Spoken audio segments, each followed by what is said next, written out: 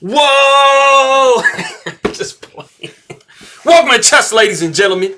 All right, man. So we had the playoffs of the Superbet Romania as part of the Grand Chess Tour, and one of those games was Maxime Vachier-Lagrave versus Wesley. As you guys know, this is a much faster game. Like when they go to like Armageddon or playoffs and stuff, those are usually a lot faster games. Like not crazy fast, like Bullet or something, but they do speed it up quite a bit. And I mean, basically what they're trying to do is like cause more mistakes and basically make it to where somebody's gonna have to win the game. It's not usually gonna be drawn. So, like I said, this is the game Maxime Vachier-Lagrave versus Wesley. For all of my people that are in the Philippines, of course, I'll say.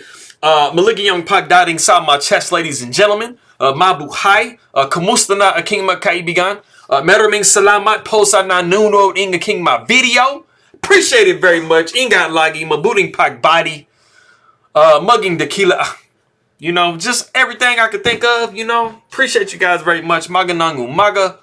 All of my people that are coming from France or who do speak French, I will say bonjour to you. Let me see, it is super early in the morning over there, so bon petit déjeuner. Comment ça va, comment allez-vous? Ça me fait plaisir de te voir, mes amis. I appreciate you guys very much. Merci beaucoup. So yeah, if you guys are ready to go, let's take a look and see what we have for this game. Bam, let me get my volume up, because I always seem to forget. It was kind of up already, but we got C4. So we do start with the English opening. We got knight to F6. Knight to C3, and of course, as you guys know, if you do play D4 in this position, you pretty much transpose over into like maybe some Queen's Gambit decline type stuff. So instead of going knight here, D4, which can also come later. I mean, it just kind of transposes. So anyway, like I said, we do see knight to C3. We got E5. So E5 is basically saying I don't want to see any of that D4 stuff. So we're not going to have any type of Queen's Gambit decline situations rolling up. We got knight to F3. We see knight to C6. And we do have, it's the English opening. It is the 4 knights variation. As you guys probably can guess, the 4 knights.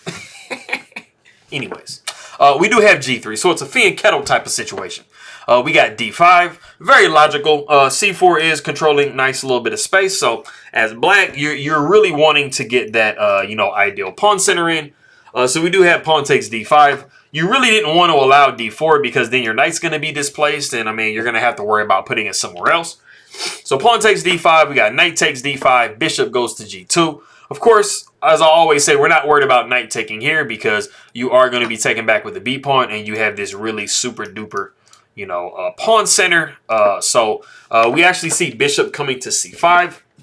We got castles by white. Castles by black. We got D3. We see H6. Bishop comes to D2. Knight comes back to F6. We see rook over to C1.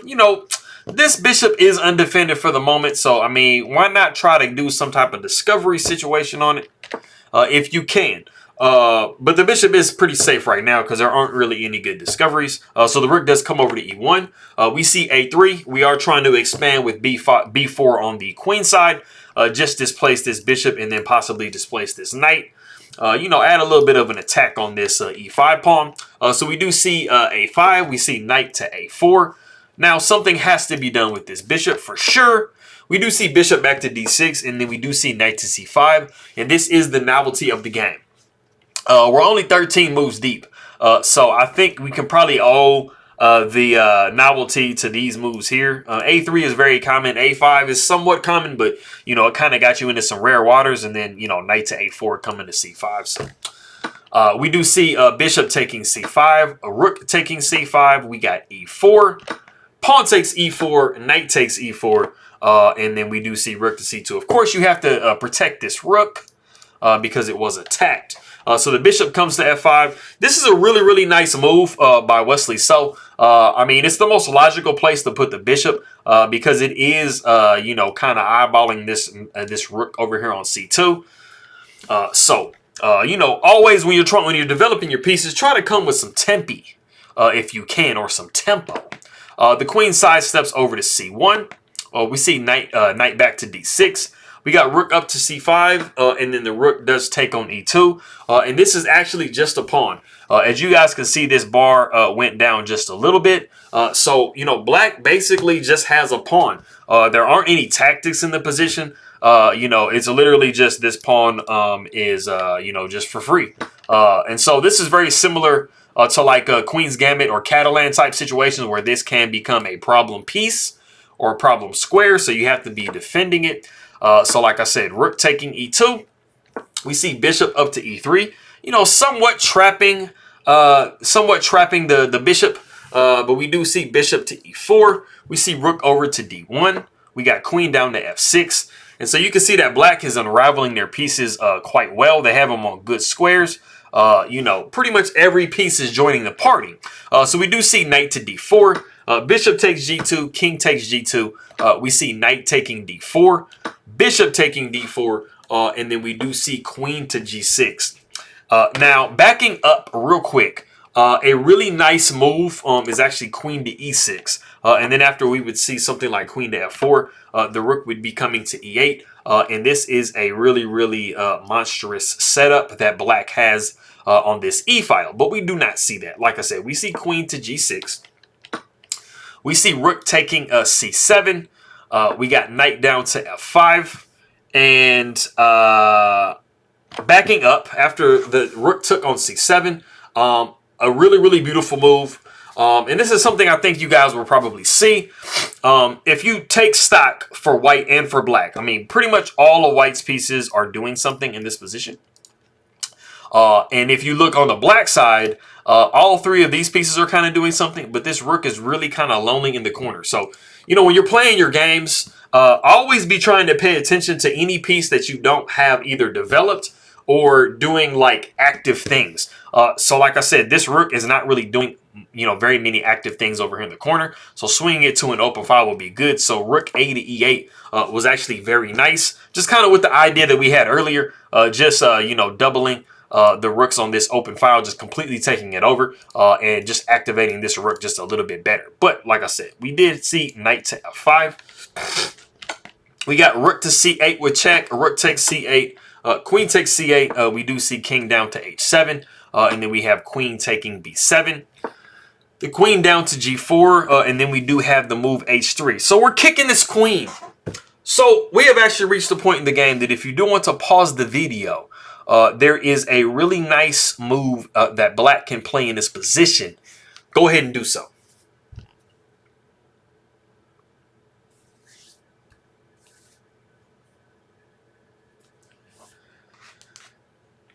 All right, so for those of you that are really super great in tactics, you probably will notice that this pawn is actually pinned to the king. So this rook is pinning this pawn, and so this pawn cannot move. So that actually makes this pawn completely capturable. And so the move in this position here, and like I said before, this is a really fast game. They had 10 minutes for each side with, I think, a little bit of an increment. So, I mean, it was considerably faster than the games they've been playing. So, I mean, I think they were kind of a little bit low on time by this point. And so, you know, they weren't seeing everything. But like I said, this pawn is completely grabbable. So the move in this position is actually queen takes d3 with check, giving white literally only two moves, king to f1 or king to h1. And king to h1 is literally completely 1000% lost because this queen is going to be coming over here. You see the bar. And so you're pretty much going to be forced to go king to f1. And, you know, you'll be dropping this pawn as well anyway. But we did not actually see that in the game. Like I said, these players are playing pretty quick. So we actually saw queen to g6 in the game. So that was definitely an opportunity that Wesley so had that he missed in the game. So we see king down to f1, attacking the rook on e2. We see the rook up to e4. We see queen down to d5. The rook comes up to e6. We see bishop to c5. We got queen down to h5. We got h4. And then here is another opportunity in the game for Wesley So to basically just win the game. And he actually goes queen to g4 in this position.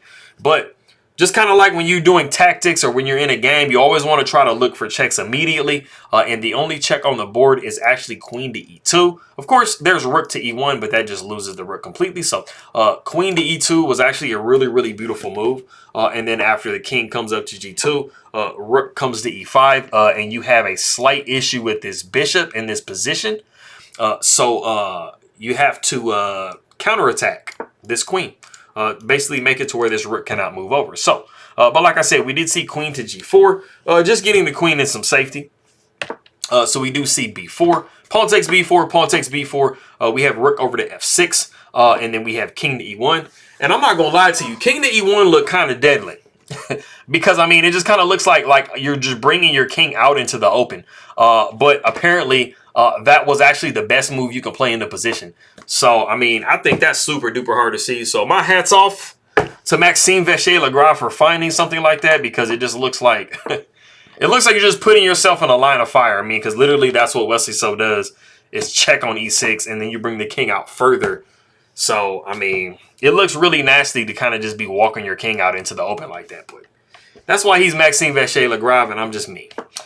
We do see queen up to g6. We got rook over to e1. We see rook over to a6. Rook comes up to e5, and I mean everything has started to really swing in White's favor. But like I said, it's a roller coaster going up and down because both of these players, I think by this point, they only had about a minute or two on their clocks. So I mean they're getting like dangerously low on time. We do see knight to d6. We got h5. We see queen over to f6. We got f4. Knight comes down to f5. We see g4. And then the knight hops over to h4, which isn't the most ideal square for it to be on because, you know, knights on the rim are usually grim.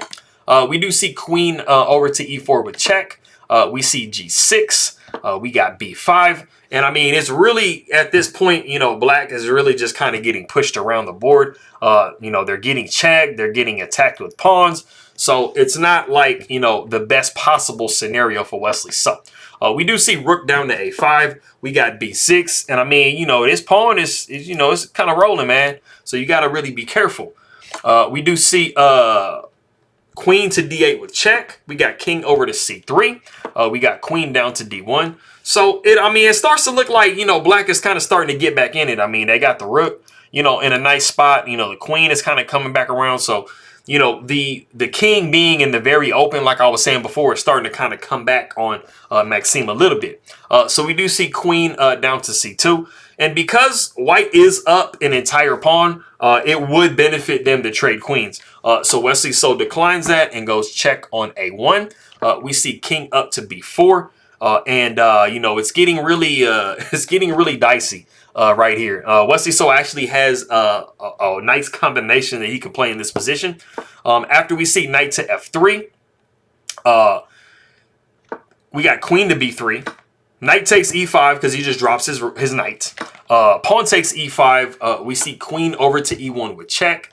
The king goes over to c4. And this is the super duper crucial position.